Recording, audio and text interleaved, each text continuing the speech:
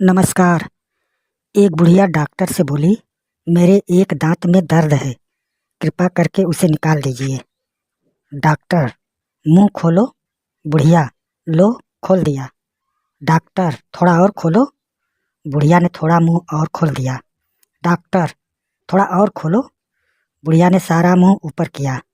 Doctor, थोड़ा और खोलो। बुढ़िया गुस्से में बोली, क्या मुंह में बैठकर ही दांत निकालने का विचार है?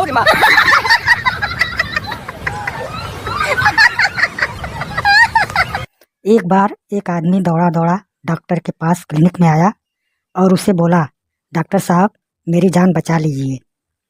डॉक्टर उस आदमी को हौसला देते हुए बोला, घबराओ नहीं, शांति से मुझे बताओ कि बात क्या है।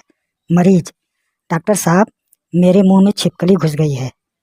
डॉक्टर हैरानी से, अरे, जब छिपकली तुम्हारे मुंह में घुस रही थी तो तुमने मुंह बंद क्यों नहीं किया?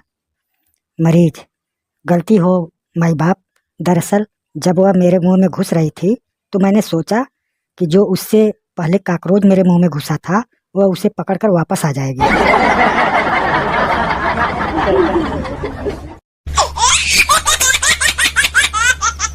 एक आदमी लंगड़ाता हुआ आ रहा था।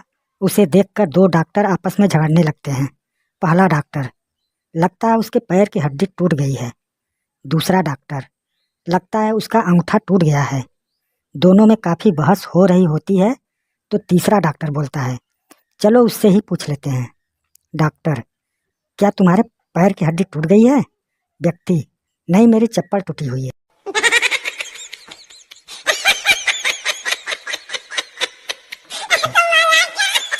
संता, बंता और उनका एक दोस्त पागल खाने में मरीज थे। एक दिन उनका डॉक्टर ने फिटनेस टेस्ट लेना था और तीनों को टेस्ट के लिए बुलाया गया। अगर वे इस टेस्ट को पास कर लेते तो उन्हें पागल खाने से सदा के लिए स्वस्थ घोषित करके भेज दिया जाना था। अगर स्वस्थ न होते तो अगले 5 साल तक वहीं उसी पागल खाने में रखना था। डॉक्टर टेस्ट के लिए उन्हें एक खाली स्विमिंग पूल के पास ले गया और उनके दोस्त को स्विमिंग पूल में कूदने को कहा। उसने स्विमिंग पूल में छलांग मार दी और उसके दोनों बाजू टूट गए। उसके बाद बंता ने छलांग लगा दी और उसकी दोनों टांगें टूट गईं। जब संता की बारी आई तो उसने छलांग लगाने से मना कर दिया। डॉक्टर ने कहा, अरे मुबारक हो संता, तुम जा सकते हो, अब तुम आज़ाद हो, पर एक बात तो बताओ, तुमने स्विमिंग पूल में छलांग क्यों नहीं मारी? संता ने जवाब दिया, डॉक्टर साहब, मुझे तैरना ही नहीं आता।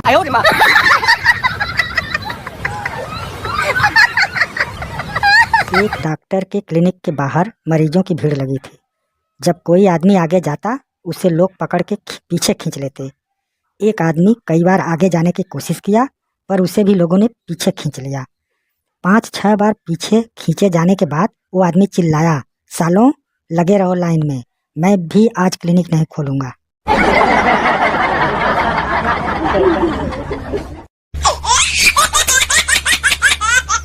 एक आदमी डॉक्टर के पास गया और डॉक्टर से कहा, डॉक्टर साहब, मुझे लगता है कि मेरी बीवी को सुनने में कुछ समस्या है। जितना सुनाई दिया जाना चाहिए उतना भी उसे मुश्किल से सुनाई देता है। आप ही बताएं कि मैं क्या करूं। डॉक्टर ने कहा, पहले तो आप वो कीजिए जो मैं कहता हूं। जब आपकी बीवी रसोई में खाना बना रही हो तो आप 15 कदम दूर से उनसे कुछ पूछना। अगर वो जवाब न दे तो थोड़ा पास जाकर फिर वही बात पूछना जब तक वो जवाब न दें। वह अपने घर गया। उसने देखा कि उसकी बीवी रसोई में खाना पका रही है। वह कोई 15 कदम दूर खड़ा हो गया।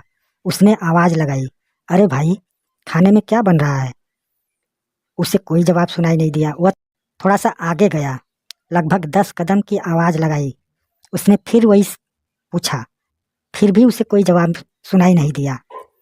आखिर में वो अपनी पत्नी के बिल्कुल पीछे खड़ा हुआ और उसने फिर वही प्रश्न पूछा, अरे, आज खाने में क्या बन रहा है? चौथी बार कह रही हूँ कि चिकन। अच्छा है कि तुम अपने कान डॉक्टर को दिखाओ।